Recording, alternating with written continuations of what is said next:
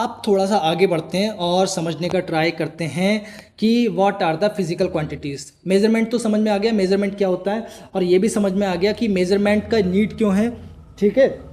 और ये भी समझ में आ गया कि एक्चुअली में जो मेजरमेंट में N1 U1 एक्चुअली में कांस्टेंट होता है। N1 का मतलब NU is equal to constant, NU का मतलब क्या है, न्यूमेरिक वैल्यू, एंड U का मतलब है units of that numeric value, क्या यूनिट है। जैसे फॉर एग्जांपल हम बोल सकते हैं 2 मीटर, 2 मीटर में 2 is the number, numeric value N, and metre, metre क्या है एक्चुअली में यूनिट है, unit of that physical quantity है, ठीक है। तो अब यही चीज़ को यहाँ पे समझने वाले हैं, व्हाट इज फिजिकल क्वांटिटी। यहाँ पे देखो, what is physical quantity, FISICAL QUANTITY, physical quantity. What is physical quantity, that we need to understand यहाँ पे, ठीक है। तो देखो फिजिकल क्वांटिटी क्या होती है, थोड़ा समझ लेते हैं यहाँ पे, थोड़ा समझ लेते हैं। एक quantity that can be measured physically is called physical quantity. मतलब कुछ बाई सम मीन्स अगर किसी चीज़ को हम मेजर कर पा रहे हैं, that is actually physical quantity. तो बात करते हैं। ये देखो ये वाला केस क्या है, ये एक्चुअली रिप्रेजेंट कर रहा है क्या, this is actually candela, we can say kelvin, not candela, this is kelvin, ठीक है, कैल्विन। और इसका ये एक्चुअली में टेम्परेचर का मेजरमेंट का यूनिट होता है, क्योंकि टेम्परेचर को हम मेजर कर सकते हैं, तो we can say this is actually a physical quantity, ठीक है। This is representing the unit of the temperature, ठीक है, this is actually a physical quantity, ठीक है। ऐसे ही हम अगर बात करें करंट की, करंट का यूनिट क्या होता है, करंट को हम मेजर कर सकते हैं physically, so unit of this current is going to be ampere. ये भी बात आपको समझ में आ रही है। और कभी अगर हम बात करें कि किसी मैटर के किसी सब्सटेंस के क्वांटिटी की बात करें, तो वो मेजर किया जाता है in terms of moles. Chemistry में आप इसको समझोगे। और ये एक्चुअली में substance, we can say substance quantity, QUANTITY, quantity, कितनी सबस्टेंस की कितनी क्वांटिटी है, that is measured in the moles, in form of moles. तो ये भी एक्चुअली में यूनिट ऑफ दिस मेजरमेंट बोल सकते हैं, और ये भी मेजरेबल है, that's why we are saying this as a physical quantity. ये एक्चुअली में इंटेंसिटी का यूनिट होता है, दैट इज कैंडेला, ठीक है। और ये ल्यूमिनस इंटेंसिटी का मेजरमेंट होता है। इसके बारे में भी हम बात करेंगे इन द अपकमिंग सेशंस, जब हम इसके बारे में ल्यूमिनस इंटेंसिटी के बारे में जानेंगे, ठीक है। किलोग्राम का यूनिट हमें पता है, ये बोल सकते हैं, यहाँ पे बोल सकता हूँ इंटेंसिटी एक फिजिकल क्वांटिटी होता है, इसका यूनिट होता है कैंडेला बोल सकते हैं, ठीक है। और ये मास का यूनिट होता है, मास हमें ये पता है, मास का यूनिट क्या होता है, मास का यूनिट क्या होता है, किसी भी चीज़ की, जैसे कि राइस है या फिर आई मीन फ्रूट्स हैं, इन सब का मेजरमेंट करते हैं तो किस में मेजर करते हैं, किलोग्राम में मेजर करते हैं, ग्राम में मेजर करते हैं, इस तरह से बोल सकते हैं, ठीक है। तो this is also physical quantity and unit of this physical quantity is going to be kilogram. ये क्या है, लेंथ की यूनिट है, length is also a physical quantity, क्योंकि इसको हम फिजिकली मेजर कर सकते हैं, और इसका यूनिट है m, मीटर, ठीक है। ये टाइम का यूनिट है, दैट इज सेकेंड। यहाँ पे बोल सकते हैं टाइम, यहाँ पे बोल सकते हैं this is going to be time. Time का यूनिट है सेकंड, और सेकंड भी हो सकता है और भी कुछ भी हो सकता है, लेकिन these are the we can say physical quantities, fundamental physical quantities. Fundamental physical quantities का क्या मतलब है, that we will discuss later. As of now आप ये समझ लो कि ऐसी क्वांटिटीज जिसको हम मेजर कर सकते हैं physically, that is those are called physical quantities, ठीक है। एक बात सोचो, यहाँ पे अगर हम बात करें building city, we can say city and human emotions ETC are not physical quantity, क्योंकि हम इनको फिजिकली मेजर नहीं कर सकते, ठीक है। तो फिजिकली जिसको मेजर कर सकते हैं, those are called physical quantities, ठीक है। A physical quantity need magnitude and unit. अभी हमने बात की थी, क्या बात की थी आप याद करो, बात करो, एरिया के बारे में बात किया था। तो एरिया हमारा क्या निकल के आया था, 2880 निकल के आया था एक्चुअल एरिया, मीटर स्क्वायर, देख सकते हो ये पीछे में देखोगे तो यही निकल के आया था ना। ये एक्चुअली में क्या निकल के आया था, फ्लोर का एरिया, एक्चुअल एरिया ये निकल के आया था। तो इसमें दो चीज़ें दिख रही हैं आपको, एक चीज़ क्या दिख रही है, ये एक्चुअली में न्यूमेरिक वैल्यू दिख रही है n, और ये एक्चुअली में यूनिट दिख रही है। तो ये एक्चुअली में दो चीज़ें होती हैं किसी भी फिजिकल क्वांटिटी को मेजर करने के लिए, that means numerical value and unit u। और ये न्यूमेरिकल वैल्यू एंड यूनिट का जो प्रोडक्ट है हमेशा कांस्टेंट रहता है। हमने पीछे में अभी समझाया क्यों कांस्टेंट रहता है, ठीक है, क्योंकि क्वांटिटी, फिजिकल क्वांटिटी की वैल्यू तो हमेशा फिक्स्ड है ना, ठीक है, तो ये कांस्टेंट रहता है।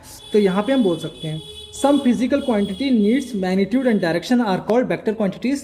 वेक्टर क्वांटिटीज़ के बारे में हम थोड़ा सा लेटर बाद में समझेंगे, क्योंकि ये भी एक फिजिकल क्वांटिटी है, लेकिन ये एक्चुअली में डायरेक्शनल प्रॉपर्टीज़ पे डिपेंडेंट होती हैं। इनके बारे में हम बाद में बात करेंगे, मैं इनके बारे में डिटेल में नहीं जा रहा, क्योंकि ये एज ऑफ नाउ रिक्वायर्ड नहीं है, ठीक है। ये एज ऑफ नाउ रिक्वायर्ड नहीं है, ये मैथ्स का पार्ट है, इसकी वजह से मैं इसको स्किप कर रहा हूँ, ठीक है। आगे बढ़ते हैं, क्लासिफिकेशन ऑफ फिजिकल क्वांटिटीज़ के बारे में बात करते हैं। तो क्लासिफिकेशन ऑफ फिजिकल क्वांटिटीज़ के बारे में बात करें तो physical quantities can be classified into two base based on the directional properties. For example हम बात करें किसी फोर्स की बात करें तो फोर्स में क्या है, force is a vector quantity ना, क्योंकि इसमें फोर्स को रिप्रेजेंट करना है तो फोर्स का डायरेक्शन, किस डायरेक्शन में फोर्स लगाया जा रहा है, और दूसरी बात वो कितना यूनिट का, कितना मैग्नीट्यूड का फोर्स लगाया जा रहा है, that also we need to know. So we can say these are actually में वेक्टर क्वांटिटीज। ओके, तो वेक्टर क्वांटिटी डायरेक्शनल प्रॉपर्टीज पे डिपेंडेंट होती है। अब ये दो तरह की होती है, एक होता है स्केलर, एक होता है वेक्टर। ज़्यादा डिटेल में नहीं जाता एक स्केलर एंड वेक्टर के, क्योंकि हमारे इस पर्टिकुलर एरिया इस पर्टिकुलर सिलेबस में ये वाला पोर्शन फिलहाल के लिए नहीं है, मैथ्स में है तो मैथ्स वाले इसको समझा देंगे, ठीक है। अब बात करेंगे based on the dependency. Dependency क्या मतलब है, बोल सकते हैं फंडामेंटल क्वांटिटीज होती हैं हमारी और एक होती है डेराइव क्वांटिटी। तो हमारी फंडामेंटल फिजिकल क्वांटिटीज मैंने अभी बोला, this is representing the unit, we can say temperature, और ये क्या है करंट, और ये क्या है मैटर, और we can say quantity of the substance, moles बोल सकते हैं, ठीक है। और ये क्या है इंटेंसिटी, CD इंटेंसिटी है, और ये क्या है kg मास का यूनिट है, और ये लेंथ का यूनिट है, ये मास, ये इंटेंसिटी और इंटेंसिटी, ओके इंटेंसिटी, और ये मोल्स के बारे में बात हो रहा है, ये करंट के बारे में, आई के बारे में बात हो रहा है, ये टेम्परेचर के बारे में बात हो रहा है, ये टाइम के बारे में बात हो रहा है, ठीक है। तो these are actually fundamental physical quantities हैं। इन फिजिकल क्वांटिटीज को यूज करके ही डिफरेंट तरह की अलग अलग क्वांटिटीज भी बनाई जा चुकी हैं, ठीक है। फॉर एग्जाम्पल अगर मैं वेलोसिटी की बात करूँ तो स्पीड की बात करूँ, स्पीड ले लेते हैं, ठीक है। तो स्पीड की बात करें तो स्पीड क्या होता है, speed is equal to distance covered divide by time taken, ठीक है। इतना समझ में आता है। तो डिस्टेंस कवर्ड हमारा यूनिट की एक्चुअली में क्या होगा, लेंथ में होगा ना, लेंथ में यूनिट होगा, तो we can say this is going to be, इसका यूनिट हम ले सकते हैं मीटर, और ये टाइम क्या होता है सेकंड ले सकते हैं, तो इसका एक्चुअली में यूनिट जो हो जाएगा that is going to be metre per second. तो ये एक्चुअली में क्या रिप्रेजेंट कर रही है, एक्चुअली में derived, this is derived physical quantity. Derived physical quantity, speed is a derived physical quantity, क्योंकि इसको मेजर करने के लिए दो यूनिट्स का होना जरूरी है, समझना जरूरी है, दैट इज कॉल्ड मीटर, यानी लेंथ का यूनिट एंड टाइम का यूनिट, ठीक है। तो इतनी चीज़ें समझ में आ गई। डेराइव्ड क्या होती है, जैसे वेलोसिटी हो गया, फोर्स हो गया, एक्सेलरेशन हो गया, देख रहे हो, तो ये सारी की सारी डेराइव्ड फिजिकल क्वांटिटीज हैं, ठीक है। इतनी बात समझ में आ गई। और ये क्या है हमारी, ये वाली एक्चुअली में फंडामेंटल फिजिकल क्वांटिटीज हैं, और ये एक्चुअली में 7 है, ठीक है, 7 थाला फॉर ए रीजन, ठीक है। तो इतना समझ में आ गया, तो ये 7 है। तो अब बात करते हैं सप्लीमेंट्री फिजिकल क्वांटिटीज़ के बारे में, जो फिलहाल के लिए मैथ्स वाले पोर्शन में है, सिलेबस में नहीं है, लेकिन मैं यहाँ पे थोड़ा सा इसको समझा देता हूँ बिकॉज दिस इज इंपॉर्टेंट, ठीक है। इसको समझना भी बहुत जरूरी है, ठीक है। तो मैं इसके स्टाइल को चेंज कर देता हूँ, इसको ब्लैक कर लेते हैं प्रॉपर तरीके से। तो सप्लीमेंट्री क्या होती है, सप्लीमेंट्री फिजिकल क्वांटिटीज़ कुछ ऐसी होती हैं, अपने एंगल्स के बारे में आपको पता होगा। एंगल दो तरह के हो सकते हैं, एक होता है प्लेन एंगल, दूसरा होता है सॉलिड एंगल। सॉलिड एंगल पहली बार सुन रहे होगे, प्लेन एंगल तो आपने सुना होगा कि 2 डिग्री 5 डिग्री 90 डिग्री ये सब सुना होगा आपने, ठीक है। तो ये आपने सुना होगा।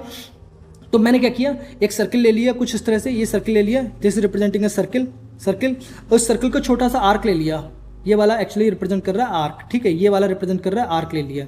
इस आर्क ने इस सर्किल के सेंटर पर जितना एंगल बनाया है, ये एंगल को मैंने थीटा मान लिया, और ये आर्क सर्किल का रेडियस r है, और ये आर्क का लेंथ है s। तो हमें पता है as per mathematics s equal to r multiply by theta, और ये रेडियन में मेजर किया जाता है, ठीक है। तो अगर हम पूरे सर्किल की बात करें तो s का एक्चुअली में this is representing the perimeter of the circle, and that will be equal to 2 pi r for the circle, ठीक है। तो यहाँ पे अगर हम बात करें कि जो प्लेन एंगल क्या होता है, plane angle we can say theta is the plane angle for a circle, plane angle will be equal to 2 pi, and for any random arc we can say plane angle is going to be theta. इतनी बात समझ में आ गई, ठीक है। अब बात करेंगे हम सॉलिड एंगल के बारे में बात करते हैं। सॉलिड एंगल क्या होता है, सॉलिड एंगल हमारा होता है, क्या होता है बताओ। सॉलिड एंगल हमारा कुछ इस तरह से होता है। मैंने क्या किया, एक स्पेयर ले लिया, this is representing a sphere, SPHERE sphere. अब स्पेयर क्या 3D बॉल की तरह होता है, आपको पता होना चाहिए। तो 3D बॉल में मैंने क्या किया, उस स्पेयर को एक वाटरमेलन से कंपैरिजन कर लिया। उस वाटरमेलन से हमने ये छोटा सा पीस निकाल दिया, वो पीस कुछ इस तरह से निकाल दिया, ये वाला एक्चुअली में रिप्रेजेंट कर रहा है, छोटा सा पीस हमने निकाल के रख दिया, ठीक है। इसका रेडियस हम मान लेते हैं r है, और जो छोटा सा पीस निकाला उसका जो 3D एंगल एक्चुअली में है omega, and this omega is called the solid angle. इतनी बात समझ में आना चाहिए, ये सिंपल है सॉलिड एंगल, ठीक है। और ये हमारा जो एरिया निकल के आएगा डेट विल बी एक्चुअली, छोटा सा एरिया निकाल दिया ना जैसे हम वाटरमेलन से निकालते हैं, तो this is actually representing the area A, ठीक है। तो फॉर ए स्फीयर ए की वैल्यू क्या होती है, पूरा पेरीमीटर क्या, पूरा सरफेस एरिया कितना होता है 4 पाई आर स्क्वायर। जहाँ पे स्फीयर की बात करें ये 4 पाई एक्चुअली में क्या रिप्रेजेंट करता है, total angle, total solid angle. This actually represents the total solid angle for we can say for a complete sphere. अगर हम इन जनरल सॉलिड एंगल की बात करें तो सॉलिड एंगल हमारा क्या होता है, ओमेगा इज इक्वल टू ये जो एरिया, ये जो एलिमेंटल एरिया है दिस इज डी एरिया है, और ये एरिया, इस एरिया को अगर हम आर स्क्वायर से डिवाइड कर दें तो ये हम यहाँ पे omega that is solid angle निकाल सकते हैं। और इसका यूनिट जो होता है स्टेरेडियन होता है, ठीक है, स्टेरेडियन होता है। क्या होता है, स्टेरेडियन। तो ये हमारी सप्लीमेंट्री और we can say supplementary quantities होती हैं इन 7 फंडामेंटल क्वांटिटीज़ के अलावा, ठीक है। ये 7 फंडामेंटल क्वांटिटीज़ के अलावा भी 2 और क्वांटिटीज़ होती हैं, that is we can say plane angle और दूसरा होता है सॉलिड एंगल, ठीक है। तो सॉलिड एंगल का प्लेन एंगल को तो हम डिग्री में मेजर कर लेते हैं, जैसे 90 डिग्री 28 डिग्री इस तरह से। लेकिन ये इस केस में अगर बात, इसको रेडियन में भी करते हैं, इसको हम रेडियन में भी कर लेते हैं, ठीक है, रेडियन में भी मेजर करते हैं। अगर हम बात करें 2 तरह की यूनिट्स हो सकती हैं, लेकिन यहाँ पे सॉलिड एंगल जो होता है, solid angle for a whole sphere it is going to be 4 pi, but for a specific portion of the sphere we can say this is going to be solid angle की value जो होती है omega, and that will be equal to d a divide by r square. और omega हमारा क्या हो जाएगा, 4 pi हो जाएगा in case of solid sphere, और डी ए हमारा क्या हो जाएगा, एक्चुअली में ये क्या हो जाएगा, पूरा सरफेस एरिया कितना निकल के आ जाएगा, that is going to be पूरा surface area, and that will be equal to 4 pi r square. इतनी बात समझ में आती है आपको, तो ये चीज़ें आपको समझ में आना चाहिए, ठीक है।